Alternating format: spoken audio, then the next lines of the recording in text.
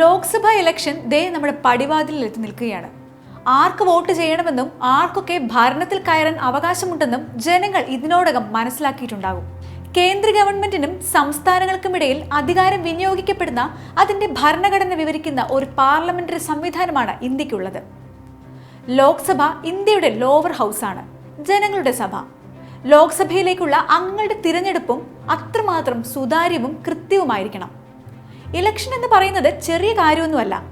അതിൻ്റെ പുറകിൽ വലിയ ഒരു പ്രൊസീജിയർ തന്നെയുണ്ട്. Delimitation, election notification, model code of conduct, nomination, scrutiny, public campaign, silent campaign, polling day, counting and declaration of results, ഇതെല്ലാം ഇലക്ഷന്റെ സ്റ്റെപ്പുകളാണ്. Delimitation അല്ലെങ്കിൽ അതിർത്തികളുടെ പുനർനിർണയം. എന്തിനാണ് ഈ ഡീലിമിറ്റേഷൻ നടത്തുന്നത്? ലോക്സഭയിലേക്ക് മത്സരിക്കുന്ന ഓരോ സ്ഥാനാർത്ഥിയും അവർ റെപ്രസെന്റ് ചെയ്യുന്ന ആളുകളുടെ എണ്ണം ഏകദേശം ഒരുപോലെ ആയിരിക്കണം എന്നതുകൊണ്ട് തന്നെ. കൂടുതൽ ജനങ്ങളുള്ള ഒരു മണ്ഡലത്തിൽ നിന്നും ജയിച്ച ഒരു സ്ഥാനാർത്ഥിയും കുറച്ച് ജനങ്ങളുള്ള മണ്ഡലത്തിൽ നിന്നും ജയിച്ച ഒരു സ്ഥാനാർത്ഥിയും തമ്മിൽ വളരെ അന്തരമുണ്ട്. അത് ഒഴിവാക്കാനാണ് ഡീലിമിറ്റേഷൻ നടത്തുന്നത്. പ്രസിഡന്റ് അപ്പോയിന്റ് ചെയ്യുന്ന ഡീലിമിറ്റേഷൻ കമ്മീഷനാണ് പഠനം നടത്തി അതിർത്തികളെ തീരുമാനിക്കുന്നതും റിപ്പോർട്ട് സമർപ്പിക്കുന്നതും. രണ്ടാമത്തെ വലിയ ഒരു സ്റ്റെപ്പാണ് ഇലക്ഷൻ നോട്ടിഫിക്കേഷൻ അഥവാ ഔദ്യോഗിക പ്രഖ്യാപനം.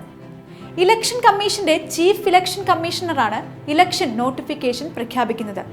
ഈ പബ്ലിക് അനൗൺസ്മെന്റിന്റെ ഭാഗമായി ഇലക്ഷനെ സംബന്ധിച്ച പ്രധാന തീയതികൾ പ്രഖ്യാപിക്കും എന്നതാണ് ഇതിലെ ഒന്നാമത്തെ കാര്യം. എന്നാണ് നോമിനേഷൻ കൊടുക്കേണ്ടത്, നോമിനേഷന്റെ സ്ക്രൂട്ടിനി നടത്തുന്ന തീയതി എന്നാണ്, ഇങ്ങനെയൊക്കെയുള്ള തീയതികളാണ് കമ്മീഷൻ പ്രഖ്യാപിക്കുന്നത്. പക്ഷേ ഇതിലും പ്രധാനപ്പെട്ട മറ്റൊരു കാര്യമാണ് ഇലക്ഷൻ നോട്ടിഫിക്കേഷന്റെ ഉദ്ദേശം.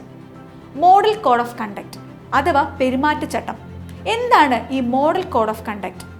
ഇതൊരു സെറ്റ് ഓഫ് ഗൈഡ് ലൈൻസ് ആണ്. പൊളിറ്റിക്കൽ പാർട്ടിയും സ്ഥാനാർത്ഥികളും പാലിക്കേണ്ട കുറച്ച് നിയമങ്ങളാണിത്.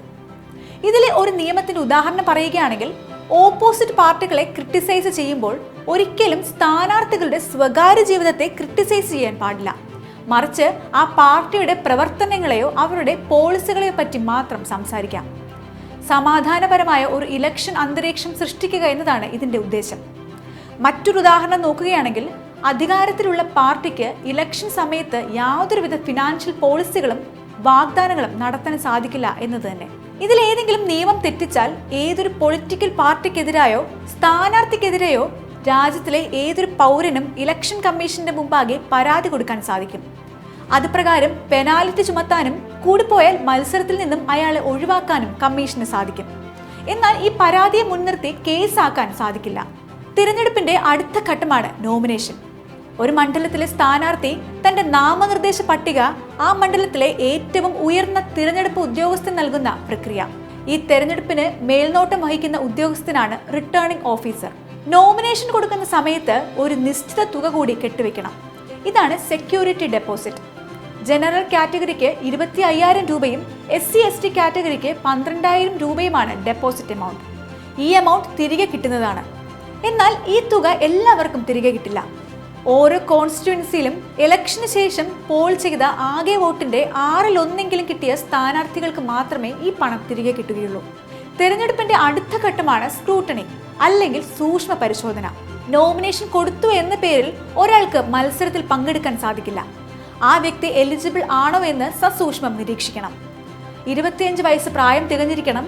ഏതെങ്കിലും ഒരു ഇലക്ട്രൽ റോളിൽ പേരുണ്ടായിരിക്കണം. 2-ൽ കൂടുതൽ മണ്ഡലങ്ങളിൽ മത്സരിക്കുന്നുണ്ടോ എന്ന് പരിശോധിക്കണം. അങ്ങനെയുണ്ടെങ്കിൽ അയാൾ എലിജിബിൾ ആയിരിക്കില്ല. ഇങ്ങനെ കുറച്ച് നിബന്ധനകളൊക്കെ ഉണ്ട്. ഇവയെല്ലാം സസൂക്ഷ്മം നിരീക്ഷിക്കുന്നതാണ് സ്ക്രൂട്ടണി. അതിനുശേഷം വരുന്ന അടുത്ത സ്റ്റെപ്പാണ് നോമിനേഷൻ പിൻവലിക്കാനുള്ള അവസാന തീയതി. ഇതിനുശേഷമാണ് ഓരോ കോൺസ്റ്റിറ്റ്യുവൻസിയിലും എത്ര സ്ഥാനാർത്ഥികളുണ്ട് എന്ന ഔദ്യോഗിക കണക്ക് പുറത്തുവിടുന്നത്. അടുത്ത പ്രധാനപ്പെട്ട ഘട്ടമാണ് ഇലക്ഷൻ ക്യാമ്പയിൻ അഥവാ തിരഞ്ഞെടുപ്പ് പ്രചരണം. പല തരത്തിലുള്ള റാലികളും മീറ്റിങ്ങുകളും ജനങ്ങളെ നേരിട്ട് കണ്ടിട്ടുള്ള വോട്ട് അഭ്യർത്ഥനകളെല്ലാം ഇതിൽ ഉൾപ്പെടും. ഇതിനോടനുബന്ധിച്ച് തൊട്ടടുത്ത ഘട്ടമാണ് സൈലന്റ് ക്യാമ്പയിൻ അഥവാ നിശബ്ദ പ്രചരണം. പോളിംഗ് അവസാനിക്കുന്നതിന്റെ 48 മണിക്കൂർ വരെയാണ് പരസ്യ പ്രചരണം നടത്താനുള്ള അവസരം. ഈ സൈലന്റ് ക്യാമ്പയിൻ സമയത്താണ് ഇലക്ഷൻ ഓഫീസർമാർ തങ്ങളുടെ എല്ലാ തയ്യാറെടുപ്പുകളും നടത്തുന്നത്. ഇനിയുള്ള ഘട്ടമാണ് ഏറ്റവും പ്രധാനപ്പെട്ടത്, പോളിംഗ് ഡേ. വോട്ടവകാശമുള്ള എല്ലാവർക്കും അതത് പോളിംഗ് ബൂത്തിൽ പോയി വോട്ട് ചെയ്യാനുള്ള അവകാശവും അവസരവുമാണ് അന്നേ ദിവസം. നേരിട്ട് വരാൻ സാധിക്കാത്തവർക്ക് പോസ്റ്റൽ ബാലറ്റ് സംവിധാനവുമുണ്ട്. അവർക്ക് അവരുടെ വോട്ട് പോസ്റ്റ് വഴി അയച്ചു കൊടുക്കാം. പോളിംഗിന് ശേഷം വരുന്ന അടുത്ത ഘട്ടമാണ് വോട്ടെണ്ണൽ. ഈ ഘട്ടമാണ് ജനങ്ങൾ ഏറ്റവും കൂടുതൽ പ്രതീക്ഷയോടെ കാത്തിരിക്കുന്ന നിമിഷം. കൗണ്ടിംഗ് ഓഫീസേഴ്സ് ആണ് വോട്ടുകൾ കൗണ്ട് ചെയ്യുന്നത്.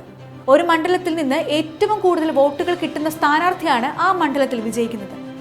ഇവയെല്ലാമാണ് പൊതുവെയുള്ള ഇലക്ഷൻ പ്രൊസീജിയർ. ഇവയൊക്കെ മനസ്സിൽ ഓർത്തുകൊണ്ടാകട്ടെ ഈ ലോക്സഭ ഇലക്ഷന് വോട്ട് ചെയ്യാൻ പോകാൻ.